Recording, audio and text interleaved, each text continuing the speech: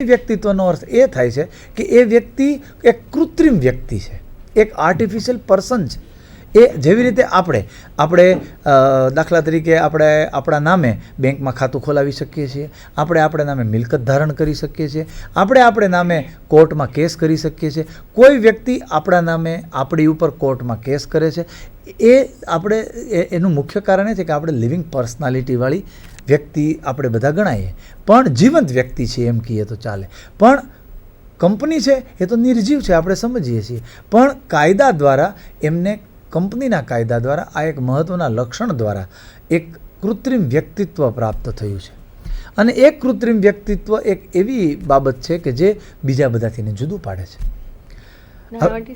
આમાં હું એ પૂછી શકું તો પછી આપણે જે વાત કરી કે કંપની એ કાનૂની વ્યક્તિત્વ ધરાવે છે, તો કંપની એ કાયદાનું સર્જન છે અથવા તો કંપનીને વ્યક્તિત્વ આપવાના કારણે એ કાનૂની વ્યક્તિત્વ ધરાવે છે, એવું કહી શકાય? હા, હવે મિનલબેનના સારો પ્રશ્ન પૂછ્યો. વિદ્યાર્થી મિત્રો આ બાબતે જાણવા થોડાક ઈચ્છુક પણ હોઈ શકે કે જીવંત વ્યક્તિ એક જુદી વસ્તુ છે અને કાયદા દ્વારા સર્જન થયેલું.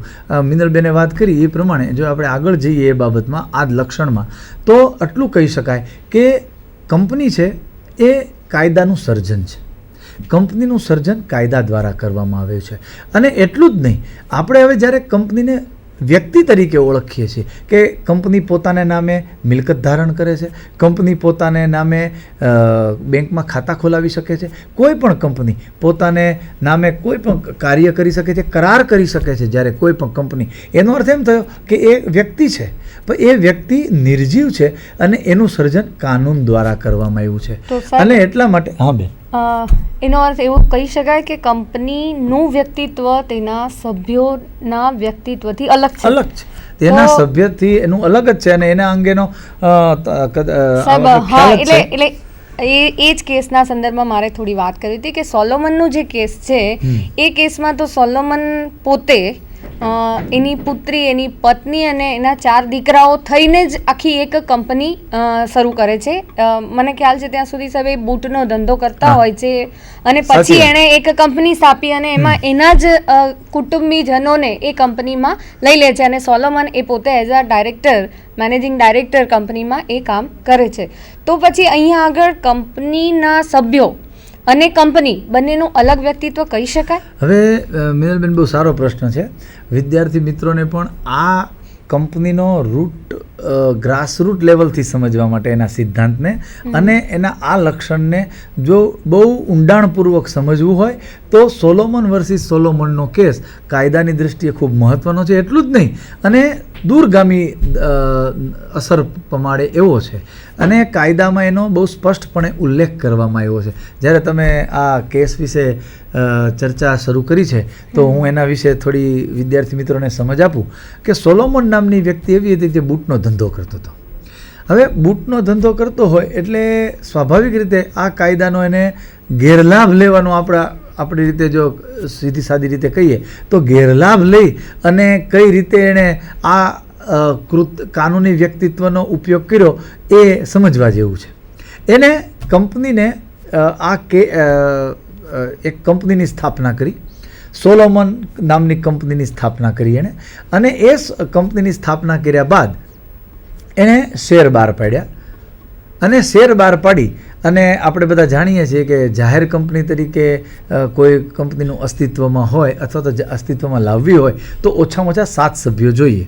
હવે 7 સભ્યો એને પૂરા કરવા માટે એને એક તો પોતે થયો, પોતાની પત્ની, પોતાના સંતાનો, એમ કરી અને 7 વ્યક્તિઓની એક ગ્રુપ બનાવ્યું અને એક જાહેર કંપનીની સ્થાપના કરી. અને જાહેર કંપનીની સ્થાપના કર્યા બાદ એણે શેર મૂડીમાં પોતાના કંપનીનું જાહેરાત કરી અને લોકો પાસેથી નાણાં એકઠા કર્યા, એઝ ઇફ કે એ મૂડી બજારમાં આવી અને આ બહુ મોટે પાયે ધંધો કરવા માગે છે એવું કરીને એને લોકોને એક રીતે કહીએ તો છેતરીને શેર મૂડી એકઠી કરી. ત્યારબાદ લોકો પાસેથી પૈસા આવ્યા બાદ, લોકો પાસેથી રકમનું ભરણું થયા બાદ એણે સોલોમનની જે બૂટ બનાવતી જૂની કંપની હતી એ આ કંપનીને વેચી નાખી, કેમ કે પોતે એમાં ડાયરેક્ટર થયો. સોલોમનની જે નવી કંપની જાહેર કંપની બની એમાં પોતે મેનેજિંગ ડાયરેક્ટર થયો, એના પત્નીને એમના સંતાનને ડાયરેક્ટર બનાવી દીધા, અને ત્યારબાદ જે જૂની કંપની હતી એની સોલોમનની, જે બૂટ બનાવતો એકલો એક વ્યક્તિ, એણે સોલોમનની કંપનીને વેચી નાખ્યું. કેમ કે કૃત્રિમ વ્યક્તિત્વ છે, પછી કંઈ ખોટ જાય કે નફો મળે કે કોઈ પણ જવાબદારી આવે તો મર્યાદિત જવાબદારીનો સિદ્ધાંત અને કૃત્રિમ વ્યક્તિત્વ, આ બંને લક્ષણો જે પહેલાં છે એનો લાભ લઈ અને એ કંપનીને વેચી અને કંપનીને ખોટમાં બતાવ્યું, શેર હોલ્ડરને એવું જાહેર કર્યું કે કંપની તો ખોટમાં જાય છે. અને એ ખોટમાં ગયા પછી જાહેર થયું એટલે શેર હોલ્ડર્સને ખ્યાલ આવ્યો કે ભાઈ આ તો કંપની સાથે ચીટિંગ છે.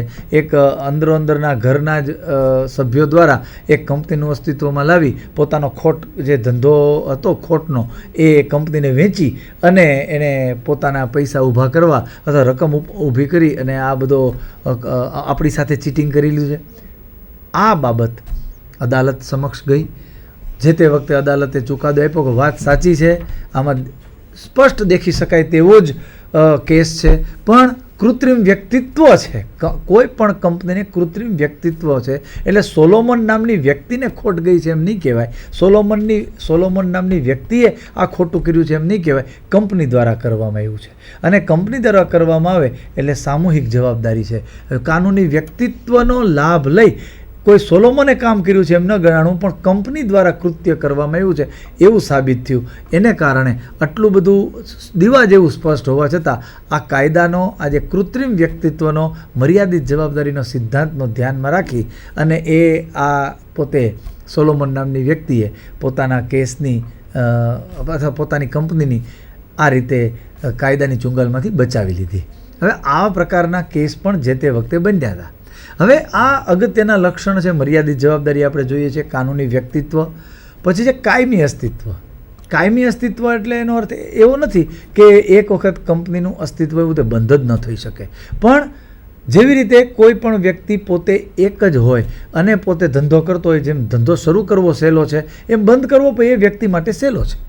પણ જ્યારે કંપની અસ્તિત્વમાં આવે છે, કંપની ધારા હેઠળ નોંધાયેલી હોય છે, ત્યારે એને કંપનીનું સર્જન કરવું પણ થોડું અઘરું છે, એમ બંધ કરવું પણ અઘરું છે.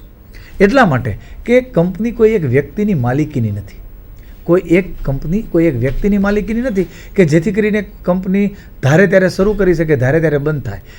આપણે જોયું કે એના લક્ષણોમાં આવે છે કે આટલા બધા એના સંખ્યાબંધ એના સભ્યો, તો દરેક સભ્યોનું મત, દરેક સભ્યોનું હિત અને દરેક સભ્યો એના હિતો ભોગી ગણાય છે. તો જ્યાં સુધી દરેક સભ્યો સંમત ન થાય ત્યાં સુધી કંપનીનું અસ્તિત્વ એ કાયમ રહે છે અને એ કંપની બંધ થઈ શકતી નથી. એ આ પણ લક્ષણ છે. ત્યારબાદ શેરનું હસ્તાંતર. આપણે આગળ જઈને આપણને ખ્યાલ આવશે આગળના અભ્યાસક્રમમાં કે કોઈ પણ જાહેર કંપની એ શેર બહાર પાડી શકે છે અને શેર બહાર પાડ્યા પછી એનું હસ્તાંતર બહુ સરળતાથી થઈ શકે છે. હવે આપણે ભાગીદારી પેઢીને અને જો કંપનીને એક સાથે જો જોવામાં આવે, એક સાથે જો મૂલવવામાં આવે તો એવું કહી શકાય કે ભાગીદારી પેઢીમાં જ્યારે કોઈ એક ભાગીદાર પોતે નિવૃત્ત થવા ઈચ્છતો હોય અથવા પોતાનો હિસ્સો બંધ કરવા ઈચ્છતો હોય ત્યારે પોતે એમ ન કહી શકે કે હવે હું રિટાયર થાઉં છું, મારી જગ્યાએ મિસ્ટર XYZ ને રાખો. એ હસ્તાંતર સરળ નથી. જ્યારે કંપનીમાં કોઈ પણ શેર કોઈ પણ વ્યક્તિને વેચી શકાય. આ હસ્તાંતર સરળ છે. એવી જ રીતે કંપનીનો વહીવટ પણ લોકશાહી ઢબે અને એ રીતે કરવામાં આવે છે. સભ્યોની સ્થિતિ પણ ખૂબ એક મર્યાદિત જવાબદારી છે અને એમાં પોતાને કોઈ જવાબદારી રહેતી નથી. એ સભ્યોની સ્થિતિ રહેલી છે. અને જાહેર મહત્ત્વ, જાહેર કંપનીનું મહત્ત્વ જાહેર રીતે રહેલું છે. ખાનગી કંપનીનું ખૂબ નાના પાયે અથવા તો બહુ કોન્ઝર્વેટિવ રીતે નથી. જાહેર કંપનીનું મહત્ત્વ બહુ વૈશ્વિક સ્તરે અને ગ્લોબલી એ ફલક ઉપર એ ગણાતી હોય છે. તો આટલા લક્ષણો ધરાવતી જો કોઈ પણ કંપની હોય અથવા તો જાહેર સાહસ હોય અથવા તો વ્યક્તિઓનું મંડળ હોય તો એને આપણે કંપની કહી શકીએ. આપણે વિદ્યાર્થી મિત્રો જોયું કે આના પહેલાંની જે આપણે જોઈએ કે કંપનીની વ્યાખ્યા, તો કંપનીની વ્યાખ્યામાં જે આપણે કંપનીના કાયદાની કલમ 3માં જે વ્યાખ્યા આપી છે એમાં એ જોઈએ અને આ લક્ષણો જોઈએ તો આ લક્ષણો ધરાવતી વ્યાખ્યા ખરેખર તો કંપની ધારામાં હોવી જોઈએ. એ વ્યાખ્યાનો અભાવ છે એ આપણે અહીંયા જોઈ શકીએ છીએ. હવે એટલે આપણે કંપની અને ભાગીદારી પેઢીની આપણે ચર્ચા કરી કે ભાગીદારી પેઢી એક જુદી વસ્તુ છે અને કંપની એ જુદી વસ્તુ છે.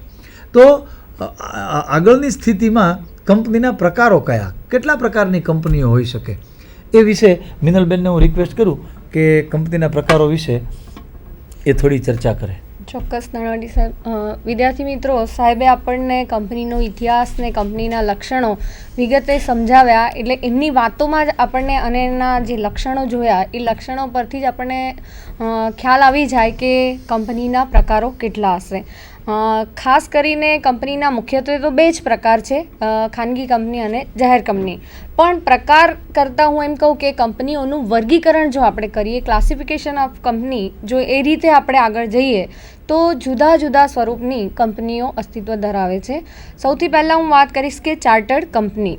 હવે આ ચાર્ટર્ડ કંપની શું છે? તો 17મી 18મી સદીમાં રાજા દ્વારા ચાર્ટર દ્વારા સનદ દ્વારા એટલે કે રાજાના હુકમથી એક ચાર્ટર અસ્તિત્વમાં આવતો અને એ ચાર્ટરના આધારે કોઈ પણ કંપની અસ્તિત્વમાં આવતી. હવે આ કંપની જે છે એ રાજા ઈચ્છે ત્યાં સુધી અસ્તિત્વ ધરાવી શકે અને પછી ચાર્ટરનો અંત આવતો, અથવા તો રાજા એ ચાર્ટરને રિન્યૂ કરતા અને એ કંપની ચાલતી. મિત્રો, ઇંગ્લેન્ડમાં ઈસ્ટ ઇન્ડિયા કંપની જે છે એ આ પ્રકારની કંપની છે. એ સિવાય બેંક ઓફ ઇંગ્લેન્ડ જેવી કંપનીઓ આ ચાર્ટર કંપની તરીકે ઓળખાતી. આ સિવાય જે બીજી કંપની છે એ સ્ટેચ્યુટરી કંપની કહેવાય કે ખાસ કરીને કોઈ સ્પેશિયલ કાયદા હેઠળ નોંધવામાં આવેલી હોય અથવા તો રજિસ્ટર થયેલી હોય તો એવી કંપની કે જે ખાસ અધિનિયમ હેઠળ કે ખાસ કાયદા હેઠળ, જેને સ્ટેચ્યુટરી કંપની આપણે કહી શકીએ. તો રેલવે છે, ઇલેક્ટ્રિક ટ્રામવે છે, અથવા કહીએ કે આપણે LIC છે, રિઝર્વ બેંક ઓફ ઇન્ડિયા છે. તો આવી કંપનીઓ જે છે એ કંપની ધારા હેઠળ નોંધાયેલી કંપની કરતાં થોડી અલગ પ્રકારની કંપની છે. એટલે એ કંપનીઓ કે જે એના માટે ખાસ કાયદા અસ્તિત્વ, સંસદ દ્વારા એ વિષયને લગતા જ કાયદાઓ અસ્તિત્વમાં આવે અને એ કાયદાની જે જોગવાઈઓ છે એ જોગવાઈઓ પ્રમાણે જ એ કંપની પોતાનું કામ કરે. તો એને આપણે ખાસ કાયદા હેઠળ નોંધાયેલી કંપની અથવા તો સ્ટેચ્યુટરી કંપની કહીએ. એ પછીની જે કંપની છે એ કંપની અધિનિયમ હેઠળ કલમ 12માં કંપની ધારા હેઠળ નોંધાયેલી કંપની એ રીતે કંપનીનું સ્વરૂપ છે. અને કંપની ધારા હેઠળ નોંધાયેલી કંપની છે એ 3 પ્રકારે અસ્તિત્વમાં આવે છે. એમાં ખાસ કરીને જે પહેલી છે એ શેરમૂડીથી મર્યાદિત થયેલી કંપની. શેરમૂડીથી મર્યાદિત થયેલી કંપની એટલે કે માની લો કે કોઈ એક વ્યક્તિ છે એ 100 રૂપિયાના શેર લેવાનું નક્કી કરે છે અને જો એ 60 રૂપિયા શેરના ભરપાઈ કરે છે અને ફડચાના પ્રસંગે કે કોઈ બીજી પરિસ્થિતિ આવે તો એને 60 રૂપિયા ભરપાઈ કર્યા છે તો 40 રૂપિયા ભરપાઈ કરવા સુધીની જ એની જવાબદારી રહે. તો આવી જે છે એ શેર મૂડીથી મર્યાદિત થયેલી કંપની છે એક. બીજી જે છે એ ગેરંટીથી મર્યાદિત થયેલી કંપની, પ્રત્યાભૂતિથી મર્યાદિત થયેલી કંપની એટલે કે કંપની ગેરંટેડ બાય કંપની એ જે છે એ ગેરંટીથી અથવા તો પ્રત્યાભૂતિથી મર્યાદિત થયેલી હોય. તો આવી કંપનીમાં આગળ આપણે જે વાત કરી કે 60 રૂપિયા અને 40 રૂપિયાની જે વાત છે, તો આમાં જ્યારે પ્રત્યાભૂતિ આપેલી છે એટલે કે જેને આપણે કહીએ કે ગેરંટીથી મર્યાદિત શેરની સંખ્યા નક્કી કરવામાં આવેલી છે. તો માની લો કે કોઈ એક વ્યક્તિ એ 100 રૂપિયાના શેર ખરીદે છે અને 100 રૂપિયાની ગેરંટી આપે છે અને એ 100 રૂપિયા એ ભરપાઈ પણ કરે છે. તો આવા પ્રસંગે એની જવાબદારી કોઈ રહેતી નથી કારણ કે એને 100 રૂપિયા ભરપાઈ કરી દીધેલા છે. અને ત્રીજી જે છે કે આ નોંધાયેલી જે કંપની છે કંપની ધારા હેઠળ એ ખાસ કરી અને આગળ જે આપણે વાત કરી ગેરંટીથી, તો એમાં ખાનગી અને જાહેર બંને લાગુ પડે છે. તો જાહેર કંપની હોય તો આવી કંપનીમાં એ પાછળ એ લિમિટેડ શબ્દ આવે અને ખાનગી કંપની હોય તો પ્રાઇવેટ લિમિટેડ એવા શબ્દો આવે. ત્રીજી જે વાત કરી એ અમર્યાદિત જવાબદારીવાળી કંપની એટલે એમ કહી શકાય કે અનલિમિટેડ કંપની કે જેમાં કોઈ જવાબદારી નથી. સાહેબે આગળ આપણને ભાગીદારી પેઢી, કોર્પોરેશન વગેરેની ઘણી વાત કરી. તો એમાં જે ભાગીદારી પેઢીમાં મર્યાદા ભાગીદારોની જેટલી રકમ હોય એ પ્રમાણે રહે છે અને જો પેઢીને નુકસાન જાય તો સંપૂર્ણ જવાબદારી ભાગીદારની રહે છે. તો જ્યાં અમર્યાદિત જવાબદારીવાળી કંપની હોય તો તેવા પ્રસંગે મિત્રો ચોક્કસપણે જવાબદારી એ કંપનીની આવે છે. એટલે આ અમર્યાદિત જવાબદારીવાળી જો કંપની ધારા હેઠળ એટલે કંપની ધારા હેઠળ આ 3 પ્રકારની કંપની અસ્તિત્વમાં આવે છે. વિદ્યાર્થી મિત્રો, જે મેં ખાસ વાત કરી કે મુખ્યત્વે 2 પ્રકાર છે, ખાનગી કંપની અને જાહેર કંપની. મિનલબેન, સરકારી કંપની પણ અસ્તિત્વમાં હોય છે આપણા દેશમાં, થોડીક જ છે, બહુ ઝાઝી નથી, સંખ્યાબંધ એના કેસ કે ઉદાહરણો જોવા મળતા નથી, પરંતુ સરકારી કંપની પણ થોડે ઘણે અંશે આપણા દેશમાં અસ્તિત્વ તો ધરાવે જ છે. ચોક્કસ સાહેબ, આપણે શું ખાનગી કંપની, જાહેર કંપની, હોલ્ડિંગ કંપની, સરકારી કંપની, ગૌણ કંપની, વિદેશી કંપની અને જોઈન્ટ સ્ટોક કંપની એમ અલગ અલગ કંપનીઓના પ્રકારો છે અથવા તો એનું ક્લાસિફિકેશન કરવામાં આવ્યું છે. લગભગ એમ જોઈએ તો ગૌણ કંપની છે કે વિદેશી કંપની, ઠીક છે, હવે વિદેશી કંપનીઓનો ટ્રેન્ડ આપણા દેશમાં ઘણો વધ્યો છે, પણ સરકારી કંપની કે એ બધી બહુ ઓછી જોવા મળે છે.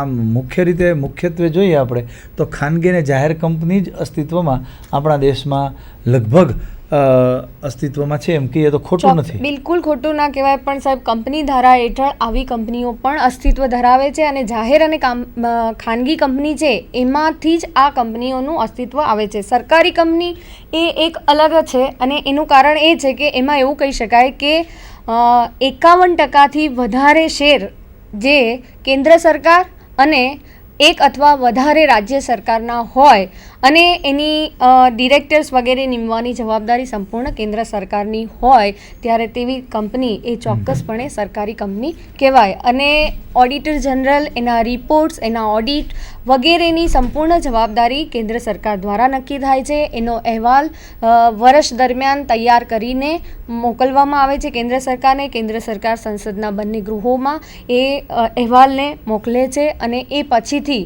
એનું આખું માળખું તૈયાર થઈ અને એના વર્ષ દરમિયાનનો એનો અહેવાલ વગેરે ધ્યાનમાં લેવાય છે. તો સરકારી કંપની એ એવી છે કે જેમાં 50% એટલે 51%થી વધારે શેર કેન્દ્ર સરકાર અને 1 અથવા વધારે રાજ્ય સરકારના હોય તો તે ચોક્કસપણે સરકારી કંપની છે એવું કહી શકાય. વિદ્યાર્થી મિત્રો, ખાનગી અને જાહેર કંપની વિશે આગળ વાત કરીએ પહેલાં જે બાકીની કંપનીઓ છે, જે સાહેબે કીધું કે આ બધી ગૌણ કંપનીઓ છે અથવા તો એ આમાં સમાવેશ થઈ જાય છે, તો એની જસ્ટ આપણે ઉલ્લેખ કરી દઈએ તો એમાં મુખ્ય અથવા સૂત્રધારી કંપની, જેને હોલ્ડિંગ કંપની કહીએ આપણે. તો હોલ્ડિંગ કંપની એટલે કોણ? તો વિદ્યાર્થી મિત્રો, હોલ્ડિંગ કંપની અને સબસિડિયરી કંપની આપણે જોઈ શકીએ છીએ કંપનીના પ્રકારોમાં મુખ્ય અથવા સૂત્રધારી કંપની અને સબસિડિયરી કંપની એટલે ગૌણ કંપની. તો સામાન્ય રીતે એવું કહી શકાય કે મુખ્ય અથવા સૂત્રધારી કંપની એટલે એવી કંપની કે જેને પોતાની ગૌણ કંપની હોય અથવા એવી કંપની કે જે બીજી કંપની ઉપર